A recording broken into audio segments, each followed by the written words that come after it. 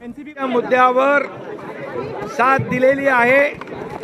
खरं म्हणजे अजितदादा यांनी नेहमी विकासाचं राजकारण केलेलं आहे आणि म्हणून त्यांचं मी मुख्यमंत्री म्हणून त्यांचं आणि त्यांच्या सर्व सहकाऱ्यांचं मनापासून स्वागत करतो आणि त्यांचं मनापासून अभिनंदन करतो।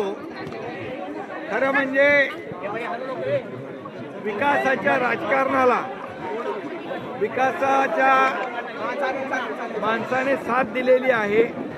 खरं म्हणजे कर्तृत्ववान कार्यकर्त्याला जेव्हा दुय्यम स्थान दिलं जातं त्यावेळेस अशा प्रकारच्या घटना घडत असतात। हे आपण पाहिलेले आहे, यापूर्वी देखील पाहिलंय। त्यामुळे हे आता डबल इंजिनचं सरकार जे आहे आता एक ट्रिपल इंजिन जोडलेलं आहे आणि आता ही जी काही राज्याचा विकास जो आहे हा बुलेट ट्रेनच्या महाराष्ट्र की जनता के लिए क्या करेंगे अनिल भाऊ? एक मिनिट अनिल भाऊ, जनतेला विकासाचा फायदा मिळेल आणि या राज्याचा विकास अतिशय वेगाने होईल एवढंच मी या प्रसंगी सांगतो। आणि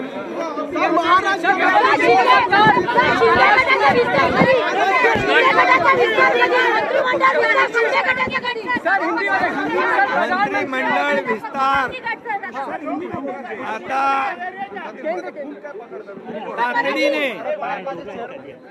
तातडीने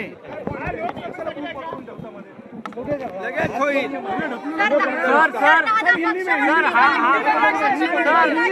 अभी आपको दो मुख्यमंत्री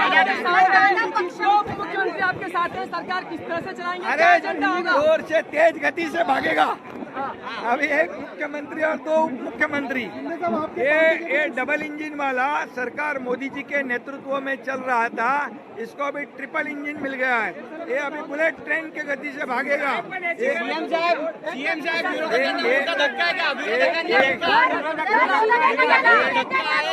राज्य के सर्वांगीण विकास के लिए मैं अजित पवार और उनके सभी सहयोगी उनका स्वागत करता हूँ।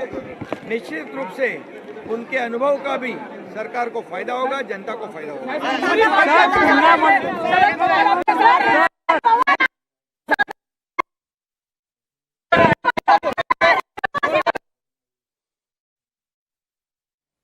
एकनाथ शिंदे मुख्यमंत्री, उनको आपने सुना, उन्होंने कहा अब और तेजी से महाराष्ट्र का विकास होगा, महाराष्ट्र में विकास की गाड़ी तेजी से दौड़ेगी।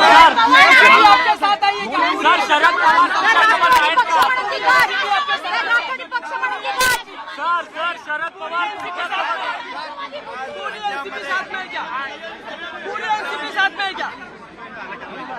पूर्ण राष्ट्रवादी सोबत आहे का सर? काम करत नाही। राज्याचा विकास ज्या वेगाने सुरू आहे त्यामुळे विकासाला साथ दिलेली आहे अजितदादांनी।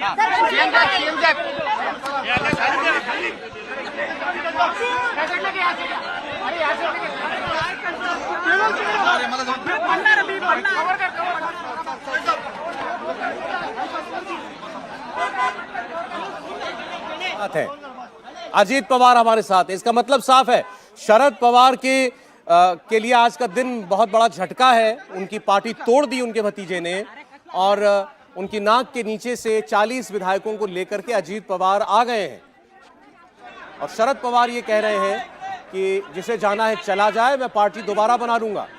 शिंदे ने अब कहा कि अब ये महाराष्ट्र में ट्रिपल इंजन की सरकार हो गई है एनसीपी के इन विधायकों के जुड़ने के बाद। कितने विधायक आए हैं एनसीपी के और क्या?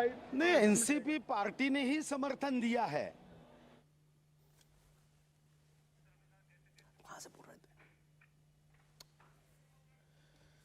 देवेंद्र ने बताया आपको कि कैसे इसकी भूमिका बनी थी, जो कुछ आज आपने महाराष्ट्र में होता हुआ देखा। हर्षवर्धन त्रिपाठी जी भी जुड़ गए हमारे साथ, स्वागत है त्रिपाठी जी आपका।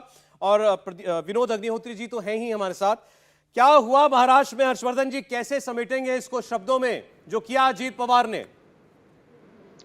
देखिए, मुझे लगता है कि महाराष्ट्र में जो हुआ है ये बहुत अप्रत्याशित नहीं है, लेकिन अजीत पवार को मैं आज कहूंगा, और हम लोगों ने कहानी कुर्सी की में बात की थी तो मैंने एक शब्द कहा था कि अगर साहस अजीत पवार में खत्म हो गया है तो राजनीति खत्म है उनकी।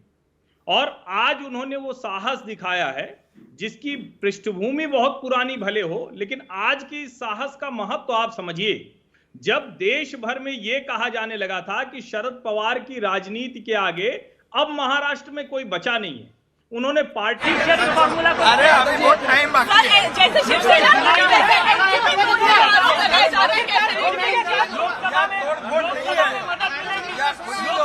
विकास के मुद्दे पर साथ में आए हैं।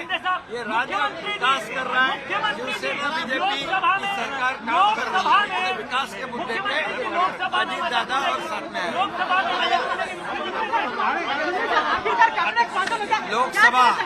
लोकसभा के चुनाव में अभी पिछली बार 4-5 सीटें उनको मिली थी, अभी उतनी भी रख पाए तो बहुत है।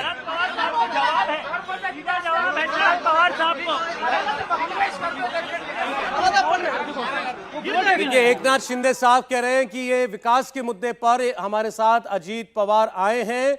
लोकसभा में पिछली बार कुछ कसर रह गई थी, हम 42 जीते थे और 6 सीटें औरों को मिली थी, इस बार वो भी उनको नहीं मिलेंगी, ये वो दावा कर रहे हैं। तो ये कह रहे हैं ये फर्क होगा, ये अंतर पड़ेगा अब अजीत पवार के उनके साथ आने पर। जी हर्षवर्धन जी। नहीं, मुझे लगता है कि जिस तरह से एनसीपी के सारे दिग्गज नेता वो अजीत पवार के साथ चले आए, ये बहुत बड़ी सफलता है। क्योंकि देखिए, मैं अजीत पवार की शक्ति पर हम सबको भरोसा था। धनंजय मुंडे जैसे लोग या अदिति तटकरे जैसे लोग ये पहले भी उनके साथ थे, जो सूची पहले गई थी जब मुंह अंधेरे उन्होंने शपथ ली थी। लेकिन छगन भुजबल का साथ आना, और मुझे जो अभी तक खैर उसकी पुष्टि मैं नहीं कर पा रहा हूं, आप जो टीवी पर दिख रहा है कि प्रफुल्ल पटेल का साथ आना। प्रफुल्ल पटेल वहीं थे हर्षवर्धन जी, तस्वीरों में देखे गए, मैंने देखा है, राजभवन में मौजूद थे। इसीलिए मैं कह रहा हूं, इसका मतलब क्या हुआ? इसका मतलब यह हुआ कि जिन शरद पवार को बेवजह गुब्बारा बनाकर राजनीति में चाणक्य की तरफ पेश किया जा रहा था, वो यही नहीं समझ पा रहे थे कि हम अजीत पवार को हटाकर जिन प्रफुल्ल पटेल को कार्यकारी अध्यक्ष बना रहे हैं, वो प्रफुल्ल पटेल अजीत पवार के पीछे जा रहे हैं। और उन्होंने शायद ये समझाने में सफलता हासिल की कि जो व्यक्ति मेरे जैसे भतीजे का नहीं हो सकता, वो आप सबका भी क्या होगा, पुत्री मोह में आप में से किसी को राजनीति में आगे नहीं आने देगा। मुझे लगता है कि ये अजीत पवार की बहुत बड़ी सफलता है। अजीत पवार पार्टी तोड़ सकते हैं, ये कोई बहुत चौंकाने वाली बात नहीं है। ये सारा घटनाक्रम शरद पवार के पुत्री मोह की वजह से हुआ, ये आप कहना चाहते हैं? 100%। मैं पहले दिन से ये कह रहा हूं, और शरद पवार को ये पता भी है। हर बड़े राजनेता को बहुत अच्छे से अपने पुत्र पुत्रियों की हैसियत के बारे में पता होता है, लेकिन कहते हैं ना कि ये पुत्र मोह पुत्री मोह, भारत में तो ऐसी ढेर सारे दृष्टांत हैं, पूरा महाभारत उसी पर हो गया। मुझे लगता है कि ये अगर वो समझ लेते तो आज शरद पवार बहुत मजे से, और अगर यही करना था तो एक बार तो ये फॉर्मूला लेकर वो गए थे कि सुप्रिया सुले केंद्र में मंत्री बन जाओ और यहां पर अजीत पवार देखेंगे। यहां तक कि भारतीय जनता पार्टी के साथ एक बार उन्होंने ये चैनल खोला था, लेकिन शायद उनको ये लगा कि हमारी ये वाली राजनीति है जिसमें आज नहीं तो कल हमारा जो प्रधानमंत्री बनने पर की महत्वाकांक्षा है वो पूरी हो जाएगी। और जिसको कहते हैं कि अपनी महत्वाकांक्षा और पुत्री मोह, आपने कहा ये जिम्मेदार है इस वक्त जिस परिस्थिति में पा रहे हैं शरद पवार खुद को। और उनके तरफ का भी अपडेट आपको मैं दे दूं। जयंत पाटिल एनसीपी के सीनियर लीडर प्रदेश अध्यक्ष हैं, उनके घर पर शरद पवार समर्थक नेताओं की बैठक चल रही है और वहां पर जवाब दिया जाएगा अजीत पवार को। और यह भी पता चल जाएगा कितने लोग अब शरद पवार के साथ बचे हैं, क्योंकि अजीत पवार के खेमे ने दावा किया है कि वो 40 विधायकों को साथ लेकर आए हैं। 54 में से 40 बताया जा रहा है साथ हैं इस वक्त अजीत पवार के। जयंत पाटिल और उनके साथ कितने लोग हैं, थोड़ी देर में वो बैठक करके जब सामने आएंगे पता चलेगा। चलेगी। Thank you sir. तो आने वाले मुझे भी एयरपोर्ट पे जाना है। मुझे केंद्र में साथ में जुड़ेंगे, वो तो मोदी साहब का निर्णय रहेगा, इसके बारे में मैं क्या बोल सकता हूं। लोकसभा और राज्यसभा के जो सांसद हैं एनसीपी के, क्या उन्होंने आने की बात कुछ की है? देखिए, हमारे तो मंत्री बनने वाले इतने हैं, मैं इससे ज्यादा मैं क्या बोल सकता हूँ। वो जो पेपर में आता है वो तो मोदी साहब के ऊपर है, हमारे पास कुछ नहीं है। धन्यवाद। Thank you. तो एनसीपी के नेता अब खुलकर के बयान दे रहे हैं, लेकिन कोई शरद पवार के बारे में कुछ नहीं कह रहा है, ये भी आप गौर कीजिएगा। जी, अब विनोद अग्निहोत्री साहब, अभी हर्षवर्धन जी ने कहा कि हम ये लार्जर देन लाइफ छवि शरद पवार की बना दी गई, चाणक्य है, उनके आगे कोई नहीं टिकता, वो कब क्या कहेंगे क्या करेंगे कोई नहीं कह सकता। लेकिन उसकी हवा भतीजे ने ही निकाल दी क्या? देखिए, लार्जर देन लाइफ छवि ऐसे नहीं बनाई जाती, छवि होती तभी बनती है, लेकिन हर एक का समय होता है। एक समय के बाद जो है धीरे धीरे अवसान का समय भी आता है।